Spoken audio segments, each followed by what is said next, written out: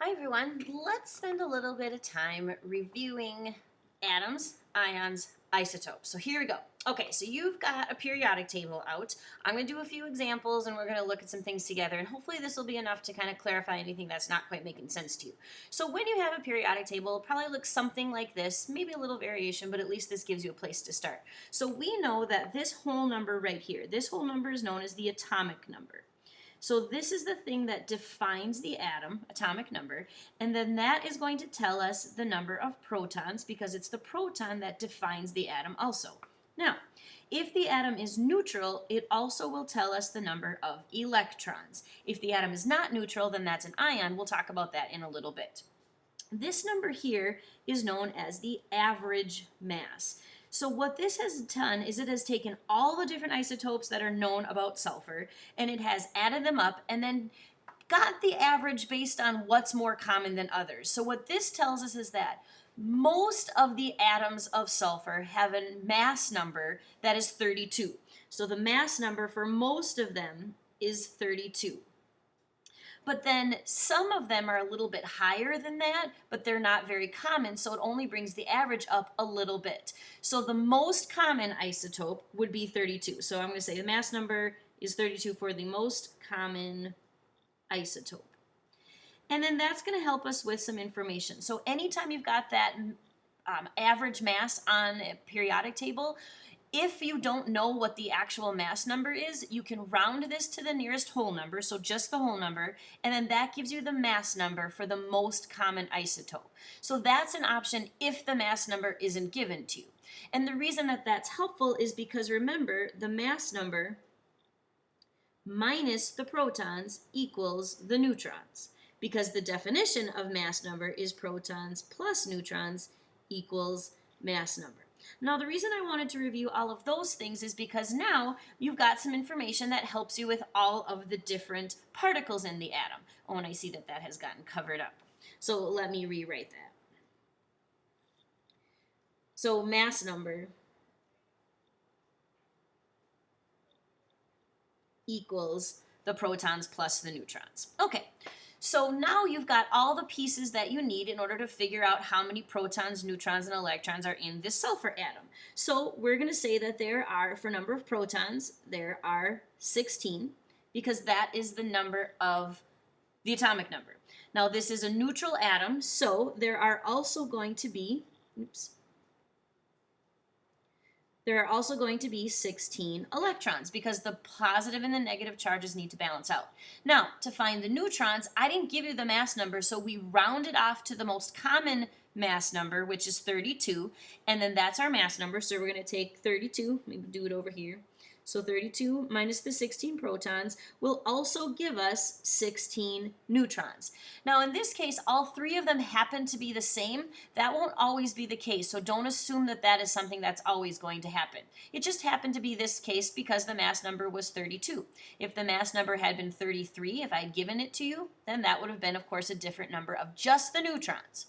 Okay, so that kind of summarizes some of those other things. Now let's go ahead and do a few more examples. So let me get to some free space here. Let's take a look at this one. Silver. The atomic number is 47. This is the average mass, but it could tell me that the most common mass number is 108. So let's take a look at this for silver. So silver has 47 protons, and that comes from the atomic number. So the atomic number is the same as the protons. Because there's no charge on this, then there's also going to be 47 electrons. That's just kind of part of the definition of atomic number. When there's no charge, plus and minus balance out.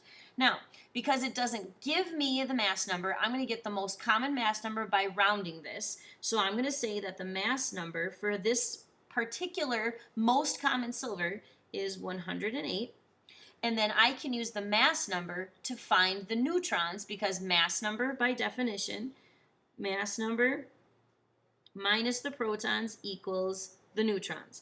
So the mass number of 108 minus the 47 protons equals, and you don't have to worry about it, if you can't do that math in your head, just use a calculator. So I've got 108 minus 47 equals 61. So then there are 61 neutrons. So then now I would know a little bit about what this atom would look like. So what I would do then is I would draw my nucleus, so I could have my nucleus here, so 47 protons, and my 61 neutrons, so there's my nucleus. And then what I would do is I would draw lots and lots of electrons, and I'm not going to do the right number right now, but you would draw 47 electrons to get them all to make that electron cloud. So then that's what that atom would really look like. So protons and neutrons go in the center, and there should be 47 of these. Again, I'm not going to take that whole time to do 47, but you can see what that would look like. It would create this electron cloud around the nucleus. So that's just another version of examples. So that's atoms. So if just a neutral atom, positives and negatives canceling out, using the most common mass number to find neutrons going that way. All right, now that's not my only option, of course. So some other things that happen. Now let's review a little bit about ions. So let's pretend that we've got different versions of our atom. It's not just the normal atom anymore. Let's say, for example, let's do that same thing, but let's say that it was silver, and this silver happened to have a +1 charge. Well, remember that positive charge happened because you have less electrons. And because electrons are negative, you got rid of something negative, so now you're going to be positive. So what we do is we look at what silver normally has. So silver normally has 47 protons. That's never going to change, because if it changed, it wouldn't be silver anymore. So it's for sure got 47 protons. Now normally it would also have the 47 electrons, but this tells us it doesn't have 47 because then it would be neutral.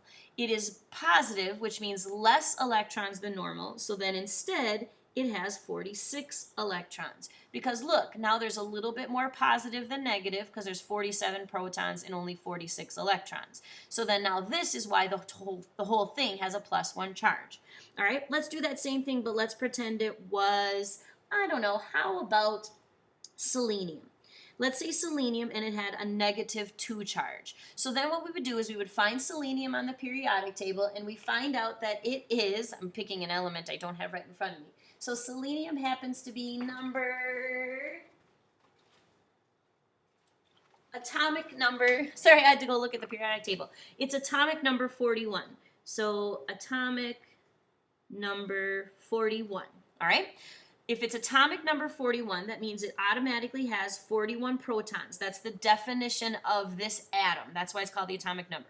41 protons. Now, -2, so let's review here. So negative means you have more electrons because the electrons are negative. So if you have more electrons, you'll become more negative.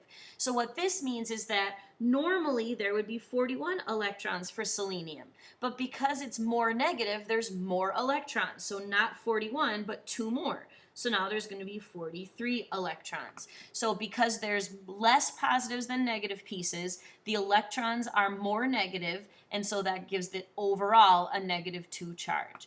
So this is our review for ions. So charges, this is what I mean by if it's not neutral. If it has a plus like this or a minus like this, you figure out how many it normally would have, and then either you take away if it's positive or add. But the only thing that changes are the electrons. So only change electrons. That's really important because that is what makes it an ion.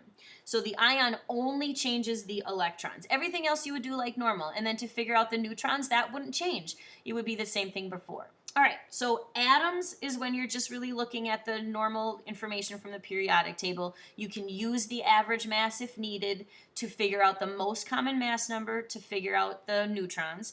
Or the other thing is that I want to talk about isotopes. So isotopes happen when you change the number of neutrons. So we're going to say that this only changes the neutrons. Okay, so I'm going to highlight that too. So when you have an isotope, everything else is exactly the same. So let's take a look at this. So let's do carbon-13. So carbon-13 means what happened is it's still carbon, so that doesn't change. So nothing is different about that. So let's say carbon-13. Carbon always has an atomic number of 6. That won't ever change, which means that there are 6 protons because that's by definition. This carbon-13 doesn't have a charge. This is not a negative. This is the mass number, remember. So when I give you an isotope symbol, the mass number is the thing that's given to you. All right, so I've got 6 protons. I also have 6 electrons because it's neutral. But then now I don't have to do the rounding thing from the periodic table because I gave you the mass number in the symbol. So carbon dash 13. So the mass number is 13 minus the 6 protons equals 7 neutrons. So this is different than the most common one because the most common one, this would be 12. So then we say there's 7 neutrons. So then to draw that, you would put your 6 protons in the middle. You would put your 7 neutrons in the middle. That's your nucleus. And then you'd put 6 electrons around the outside to make your electron cloud. So that's what that picture would look like.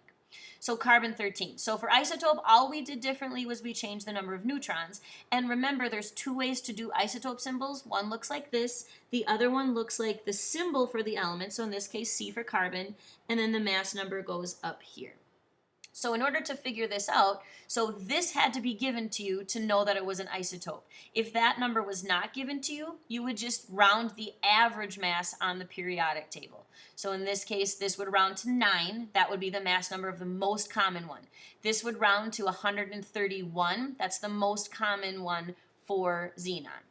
And with that, hopefully that's enough of a little bit of review to practice ions, isotopes, and atoms. Thanks for listening. Bye.